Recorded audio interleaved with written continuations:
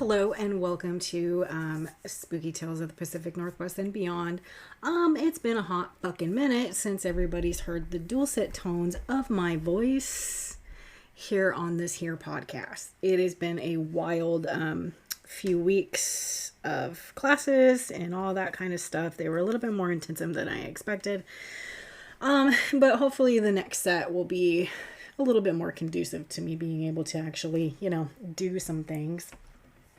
So today's episode is about UFOs and aliens, which, definitely believe that we are not the only, what is the word I'm looking for? Sentient life forms in this universe. And if you really actually think you are, then you're that's pretty arrogant, in my opinion.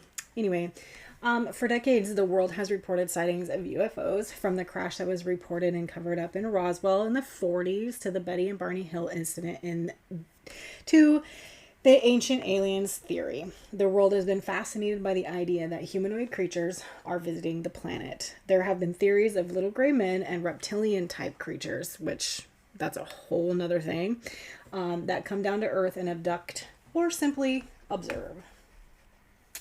Ancient Alien does have some pretty biased and racist undertones. If you've ever seen that show, it's usually on the History Channel. Sometimes I think it's on Sci-Fi or whatever. But most of the theory of the whole Ancient Aliens things can be taken with a huge grain of salt. Because there's this idea in this theory that ancient peoples were incapable of, creating masterpieces like the pyramids and such, like stuff like that. Ironically, one of the reasons why you would think that there is like racist or, biased undertones is because most of these civilizations that the ancient alien theory prescribes to they happen to be like, civilizations of color, such as the ancient Egyptians or the Mayans and Aztecs, the Incans and all that kind of stuff. So you can't really believe that the European or white Eurocentric, countries like Greece and Italy and all of that kind of stuff can create these just absolutely stunning, sculptures and fine arts in the same exact era and time frame that the Maya or the Egyptians were building their pyramids, and be like absolutely, can't fathom the idea that the Mayans or the Egyptians could do the exact same kind of things that the ancient Greece, Grecan people and stuff like that could do with a chisel and a hammer. Like, it's been proven, like, you can do those things. It's okay. That doesn't negate the whole idea of ancient aliens, like possibly maybe aliens came to, the Earth way back when or whatever, or still continue to do so. So today's episode about the aliens is, I'm going to talk a little bit about some stuff that happened in Washington, Oregon, and Idaho. And then I found this wonderful site that actually has some, oh my God, wow, my brain stopped working. sightings, like reports of sightings and stuff like that, that are compiled into a database. And I'm actually going to read a few of those from various different, from those three particular states. So in 2022, Washington State had more than 130 individual sightings of UFOs, according to the National UFO Reporting Center. I didn't even know that thing existed, and that is where I'm actually going to be getting the reports that I'm going to read later. I will be listing it in the show notes per usual, and it is run by Peter Davenport of Washington. While most people know UFOs as what they are, unidentified flying objects, the government of the United States has most recently started coining the term UAPs instead, which stands for unidentified flying phenomenon. I don't know why that's just dumb. Sorry. A lot of the most recent sightings in Washington have been attributed to Starlink's launching of satellites, which can be seen traveling in a straight line across the sky. By the way, this is an Elon Musk hate account. Like, I fucking hate that guy. I don't believe that every single sighting that has been reported in Washington State or across the country has been a Starlink satellite. Like, it's impossible, right?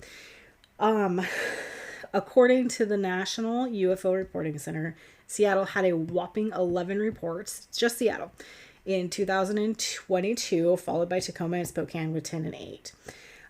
One study that was done recently, actually, wow, that's fucking wild, that Evergreen State College has had over 6,800 sightings since 1974. This study was conducted by myvision.org, and it found that Washington was 9th on the list of numerous sightings at around 1,297 sightings per 11,000 residents. Did I write that right? That doesn't seem right. A recent sighting in Tacoma stated that the witness had seen what looked like a spinning disc for several moments. Spinning discs as well as crescent-shaped objects seem to be the most prevailing sights that witnesses claim to see, such as an Idaho pilot spotted wow, I'm rusty at this. So an Idaho's pilot spotted a crescent-shaped object near Mount Rainier in 1947. Other reports in 2022 around the Puget Sound claimed to see a satellite that zigzagged in the sky before disappearing. So that's another thing that's usually pretty common with a lot of different UFO sightings across the world, is like something in the sky, making that pattern zigzag, which ironically is how Rickon died. He did not zig when he should have zagged, right? So in the sky, this happened to be in around the Puget Sound area. A report from Darrington stated that there was a pulsating circle, very bright, took an erratic turn, and disappeared in a bright flash. I don't think that was Starlink, because I'm pretty sure that those satellites don't make rapid and erratic turns and then disappear. As far as I know, all of the Starlink satellites travel in a straight line, and it ends up being, because, the world is round, it ends up being kind of, I've seen pictures of it, and it looks kind of like they're at a diagonal going across the sky, kind of like that, You can't see what I'm doing, but I'm making a gesture with my hand. Yeah, so I don't think all of these instances are the Starlink, especially ones that make rapid movement. Peter Davenport, the gentleman that I mentioned before, who runs the National UFO Reporting Center, has compiled and documented over 180,000 reports for the past 28 years. The National UFO Reporting Center has been in operation since 1974 and was actually started by a gentleman named Robert Gribble. I don't know who that is. I didn't do any research on him, but this is not going to be my only episode on UFOs or UAPs or any of that kind of stuff, so maybe I'll touch on him a little bit more. I'm definitely going to touch on the Barney and Betty Hill case far, far more than I am in this episode. Most of the reports on the site are pretty similar: darkish gray discs and rectangular objects that light up the sky, and large shadows moving over the tops of homes. Now, there is a phenomenon, I don't want to say it's a phenomenon really, but sometimes when a large mass of clouds is moving over, the sun, moving past the sun, they do create a huge shadow that moves as the cloud moves. I'm not saying that that's what this is 100%, but it is possible that these large shadows can be attributed to the clouds moving across the sun like that. Which, I've seen it happen. It's pretty interesting when you, and kind of freaky at the same time when you see it happen.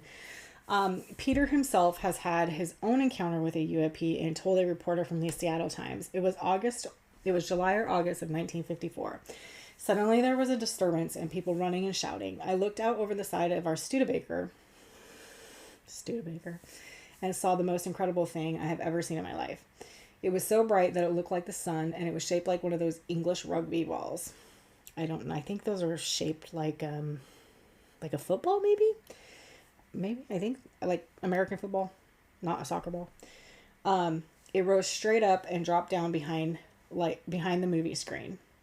So they were at a drive-in movie theater, and then it was gone into the northern sky. I suspect that event goes a long way to explaining why I'm sitting in this house in Harrington talking to you about UFOs. That would probably be a reason why I would do the same thing. In 2021, Washington had nearly twice as many sightings. In 2021, Washington had nearly twice as many sightings per 100,000 residents than the national average. That's fucking a lot.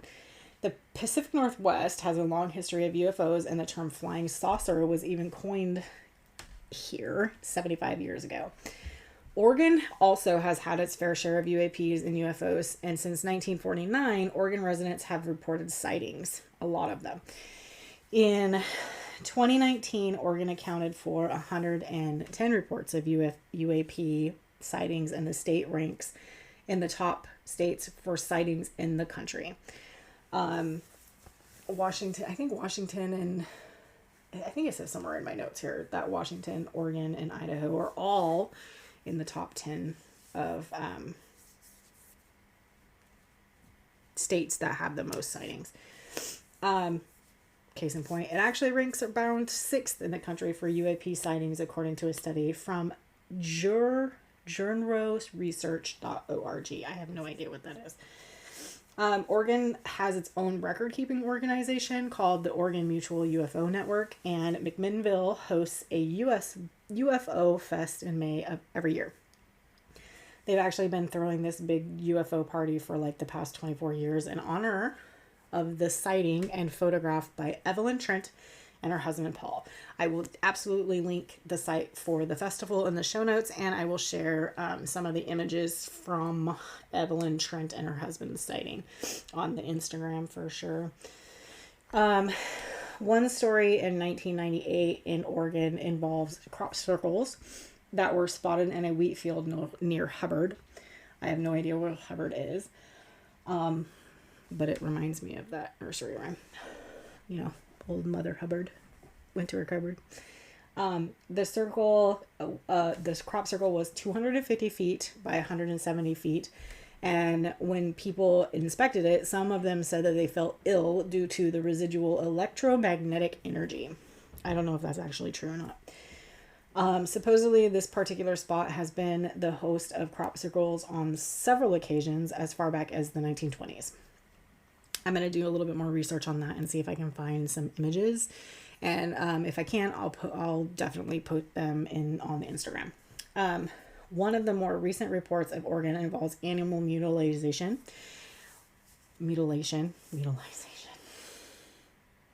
I worry myself sometimes. There were no outward signs of trauma or tracks, but the organs appeared to have been removed with surgical precision, which I don't know, if anybody else has,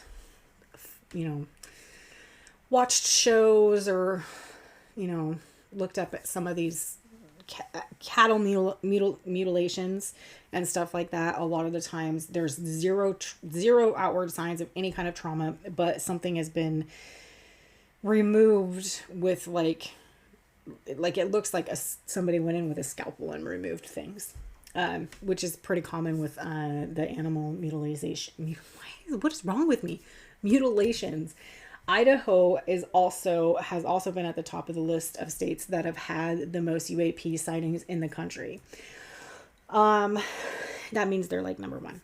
So they've held this title for the past 5 years, and they come in at a whopping 420 sightings per 100,000 residents. That's a lot. Especially because if you think about it, it's even more if you think about it in regards to like their population, which is only 1.9 million people. Like that's like the same amount of people that are in the I-5 corridor in Washington. So like that's a lot. The National UFO Reporting Center has documented that a third of Idaho's 1,300 sightings have happened in the past 5 years. There's not a whole lot written about Idaho sightings, but as it, in Washington in 1947, Idaho has had a pretty famous sighting. Like this is, Washington has lots of them. Flight 105 from Boise to Pendleton reported seeing multiple UAPs in the skies over the Pacific Northwest. During that flight, co-pilot Ralph Stevens reported seeing an approaching light and turned on the plane's landing lights to alert oncoming craft. Stevens and Captain Emil Smith reported to see 4 or 5 somethings described as smooth on the bottom and rough on the top.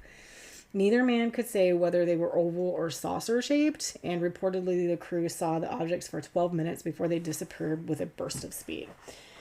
So this was also reported shortly before the Roswell Airfield issued their press release about the flying disc that they discovered crashed.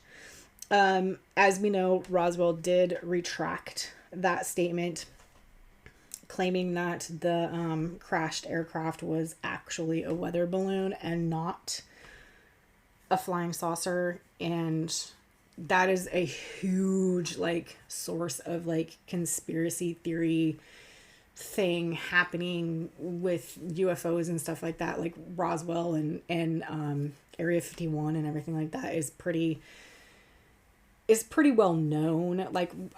Maybe in one of my next episodes about UFOs, when I talk about more about that kind of stuff, I'll talk more about this particular sighting and what happened with Roswell and how they retracted and everything like that.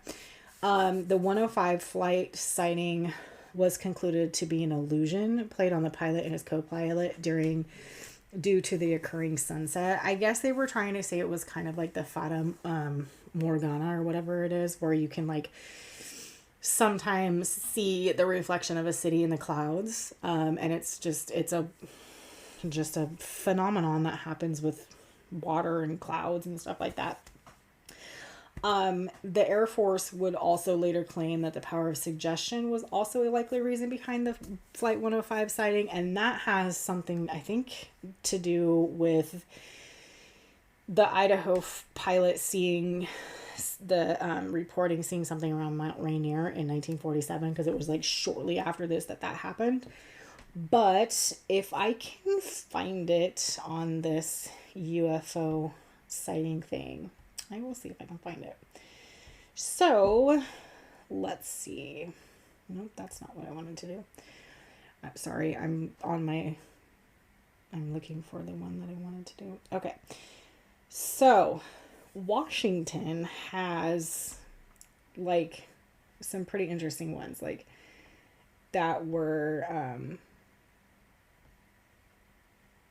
the occurrences were... There's one in here that the occurrence was in 1880. It's very small. The report is small. Or I lied, it's large. I'm going to read it. It is titled... so the location was Bellingham, Washington. The number of observers was 2. There's no known duration or time, only that it happened on 12/12/1980. And the shape was a fireball. That says the characteristics left a trail, landed electrical and magnetic effects. So, UFO caused earthquakes. Earthquakes shake Puget Sound area on December 7th and 12th, 1980. On December 7th and 12th, 1980, two earthquakes strike the Puget Sound region. Frightened residents rushed out of buildings. They are felt in Portland, Oregon, in Port Townsend, and in Seattle at the coal mines of Newcastle, and in the Stuck and Puyallup valleys in South King County. Shortly before December 12th earthquake, an apparent meteorite is sighted crashing into the Chuckanut Mountains just south of Bellingham. I didn't even know those mountains existed. Over the next 3 months, a number of aftershocks would follow. On December 7th, the earthquake, at about 5:45, the earthquake was felt throughout the Puget Sound region. Seattle, Bainbridge Island, Tacoma, Puyallup, Olympia, Port Townsend reported shaking. At Seattle, people rushed into the streets from stores, restaurants, and saloons. This was reported in the Seattle Post-Intelligencer, December 8th, 1880. People in the Chinese district were most frightened, and it was 1 or 2 hours before they calmed down. A Mr. Atkinson, who was in Newcastle at the time of the quake, came to Seattle a few days after the earthquake that occurred later in the week and reported that the December 7th quake was stronger than the one on December 12th. At Seattle, the shock waves were felt traveling from southeast to northwest, and at Bainbridge Island, they were felt traveling from north to south. December 12th earthquake. So happened at 8:40 p.m. and that was the second one that was felt strongly in Seattle. The dogs howled in the streets, which that's not unusual because that happens. Because dogs and horses and cats and everything like that can feel that kind of stuff when it's happening. They said that. It says here, a meteorite just before the December 12th earthquake, a Seattle resident reported witnessing what seemed to be two very large balls of fire that appeared in the sky a short distance apart and hung, as in balance, an instant, and then darted down toward each other until they crashed and disappeared. A moment afterwards came the shock. This was reported in the Seattle Post, December 17th, 1880. A Whatcom County paper reported witnessing a meteorite that descended into the Chuckanut Mountains. It's unknown whether this strange event was the cause of the quake. That's wild. Stop that. Let's go to one of the more recent ones. Let's see. So, one of the most recent ones to be reported here in Washington State says it occurred on I don't know the times because at 5:58 on February 6th, 2024. And it lasted 14 minutes and there was one observer. It was located in Spokane, Washington. It was a flash. The color was whitish yellow. The size was unknown. It had an aura or haze around the object. Excuse me. At approximately 5:58, this is the person, whoever is reporting this. At approximately 5:58, I stepped out onto the sidewalk at 39 West Pacific and took up a static or standing position. And almost immediately, the craft or object was already strobing. As I fixed my gaze to the southeast, I noticed a flash, and another strobe, flash, flash. Around 5 counts of this, and I pulled out a black Bic lighter and took up and followed the object's cadence. A total from this object of around 8 flashes, and then it quit. The craft or object that was producing this was high altitude in elevation. The constellation Orion sat to the right or south, right to the south of this event area. As I remained standing, scanning the pleasant early nighttime skies, whilst at the sidewalk at 39 West Pacific at approximately 6:12 and facing in mostly southerly position and a familiar impulse, and I whip my head directly to look up, and there's one single spark. Just rolling along up there, and in a southerly direction was its trajectory taking it. As I fixed my gaze to it, I noticed the object actually slowed to a stop twice. It would pick back up its trajectory and sail on, still maintaining its southerly direction. As it sailed out and way out of almost perceivable distance, conditions were good, visibility about 10 miles, still radiating its illuminance. I like the way this person writes. It faded once, and then a second time a familiar certain attribute of wiggle flit faded in and out to a very dark midnight blue color with what appeared as a root beer brown or magnesium color, radiating, ? Small, very, very slight in the nighttime sky, and then it either blipped out or went invisible. So, this was in the inland Pacific Northwest, so in Spokane, obviously. So that's interesting. So let's go ahead and we'll read one from Oregon. We'll read one of the oldest ones. So Portland has a few of them that are pretty old. There's one we can read. This one from Hubbard. So it's pretty interesting. This is from Hubbard, Oregon. I think I mentioned Hubbard at some point earlier. Crop circles. So, excuse me. It's almost my bedtime.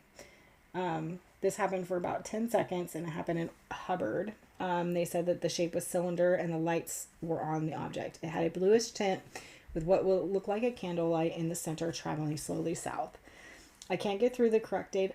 It will accept anything it will not accept anything I enter. This is for the database, so I probably didn't need to read that.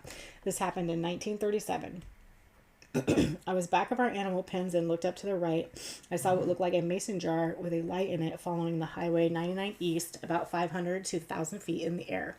It was silent and traveling about 30 to 60 miles an hour. It followed the highway until it went out of sight. The highway at that time was the only direct north-south highway between Washington and California. I was 12 years old at the time, and I mentioned it, but got no response from anyone. I thought it might be a meteor, but I know it wasn't because it was traveling rather slow and parallel to the ground. So that was in 1937. And then one of the most recent ones happened in Lapine. It happened January 11th, 2024. Wow, that's pretty big. It says here that it was about the size of a semi-body. They saw it from land. Estimated speed of 100 miles an hour in just in seconds. Lights on the object or an aura or a haze landed. Saw it lift from the trees no more than 50 feet off the road. It glowed red, lifted above the tree line, and flew north at high speeds. I was driving home. I saw a bright red light in the trees, and suddenly this bright red orb of light lifted from the ground about as high as the tree line and blasted off north. I don't know what I would do if I saw something like that. I'd probably try to take a picture or a video or something. So, Idaho. Let's see. Ouch. There is a one from Boise, Idaho, February 2nd, 1932. This is the shape of a fireball, it says. Aura or haze says, I was at my parents' house this evening and we were doing dinner and a movie. Nothing out of the normal for a Sunday evening for us, or at least until my dad went out back to put his hens in for the night. He came back in the back door and called my name. I got up and ran to the back door, and as I got to the back door, I could see an orange light lighting up our backyard and the neighbors all the way out to the alley. Then I saw my father pointing up, and as I looked up, I saw what appeared to be a big ball of fire, approximately 30 to 35 feet overhead. It then began heading east through the trees and gaining altitude as it put distance between us. And fast as it got further, the orb started to look like a cross, then just vanished. We have no idea what we just saw. It made no sound. And if you held it next to the moon, it was easily 1/3 the size, if not half. The weird thing is our dogs acted like nothing was going on. So maybe nothing was going on. Who knows? Okay. So one of the most recent happened in Idaho on January 27th, 2024. It was a disc. So one of the, as I said before, one of the most commonly described UFOs that are seen is a disc or a disc-shaped object. It was approximately the size of a pickup truck, and it was estimated at 150 to 100 feet away from the person. It had lights on it. My wife saw a large object with white lights hovering over our property. At around 3 a.m. on the 27th, my wife woke up thirsty. She saw movement outside our bedroom window, and when she looked that way, she saw a large disc-shaped object hovering 30 to 50 feet over our property. As soon as she observed it, it accelerated away, disturbing the snow underneath. Ooh. Okay, so that's it for the UFOs. My next episode is going to be an old-timey murder, true crime type episode. It's pretty interesting. I think they're both going to be, it's going to be a two murderers for the price of one. So they're going to be both from Washington State. The next time I do one, I'm going to try to see if I can find some from, like Oregon and Idaho and stuff like that. But, as I live in Washington State, it's just easier for me to do things from Washington State. I think I'm going to, yeah. All right. Well, thanks for listening. Sorry it's taking so long to get another episode out. Hopefully my next couple of classes aren't too intensive like the last couple were. So hopefully I'll be able to get some more episodes out a little bit more regularly than I had been. Yeah, keep it spooky, keep it real, hunt ghosts, believe in aliens, or don't. But don't take everything that Ancient Alien says with a grain of salt, because it's really like racist. If you really think about it, Ancient Aliens is racist. All right. Thanks. Good night. Have fun. Be spooky. Enjoy spooky things. Just don't, kill people. Thanks. Bye.